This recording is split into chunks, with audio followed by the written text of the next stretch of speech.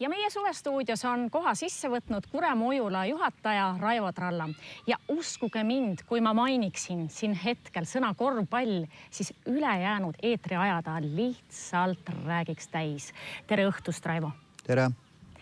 Aga ei ole mitte midagi parata, täna pead sa lisaks korvpallile ka rääkima Kuremaa Ujulast ja sellest uuest minispaast.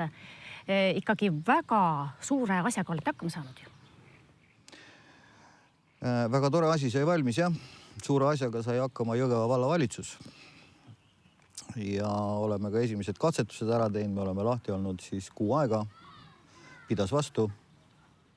Inimesed on rahul. Ootame kannatamatult uut hooaega. Nii et ei ole see Jõgevamaa ühtegi pommiauk, et siin toimub üht-teist? Jõgevamaal toimub väga palju. Võib-olla paljud inimesed, kes teda pommiauguks peavad, ei tea, mis siin toimub. Vaevalt ka seda keegi teab. Nüüd me lähme juba korvpalli peale üle, et Kuremaal toimus 5 Euroopa noorteliiga etappi, Eestis üldse 7. Kas see ei ütle midagi siis, et mis pommiaugust me siin räägime? No kuidas siin Kuremaa, mina isiklikult olen siin esimest korda, et spa, ujula, sellised suured asjad, kes siia tulevad, sest Kuremaal elab ikkagi vähe inimesi, ma arvan.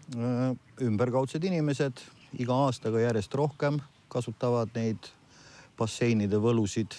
Loodame, et see spa valmimine toob veel juurde. Käivad inimesed Tartust, igalt poolt ümberringi. Ja Jõgevalt? Ja Jõgevalt. Kes siin korra ära on käinud, tahavad ikka tagasi tulla. Mis selle koha võlu on siis? Ma arvan, et siin on toredad inimesed lihtsalt. Kadri, kas ma tohin ühe vahva loo ära rääkida? Ja, palun. No, nimelt siin aastaid tagasi, kui ma siin elasin, kutsus Raivo Tiit Soku korvpallipoisid siia suveks laagrisse.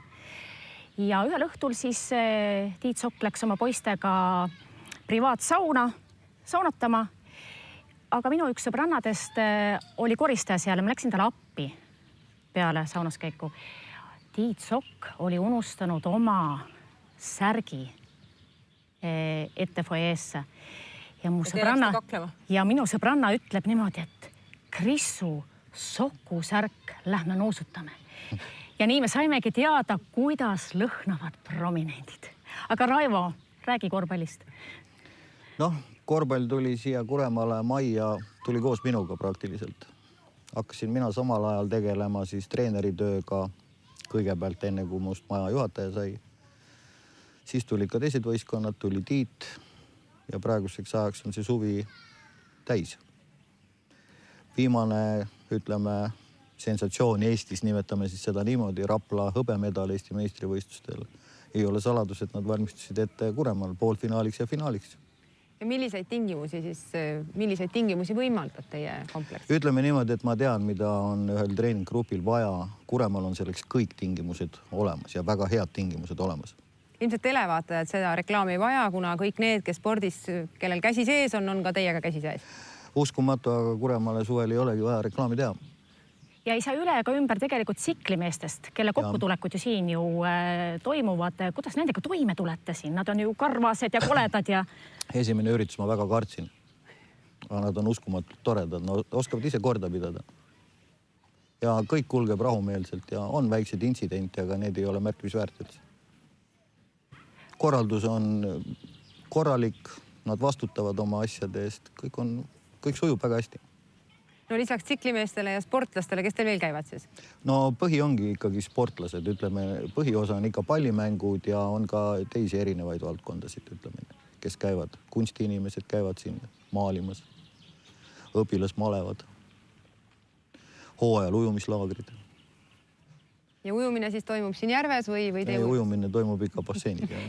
Oled sel aastal Kuremäe vett juba proovinud? 16 kraadi olevat täna? Ei ole proovinud. Juba 3 aastal vist. Aga mis sa ootad? Ma ei ole veel aru saanud, kas 16 kraadi oli või 17 kraadi.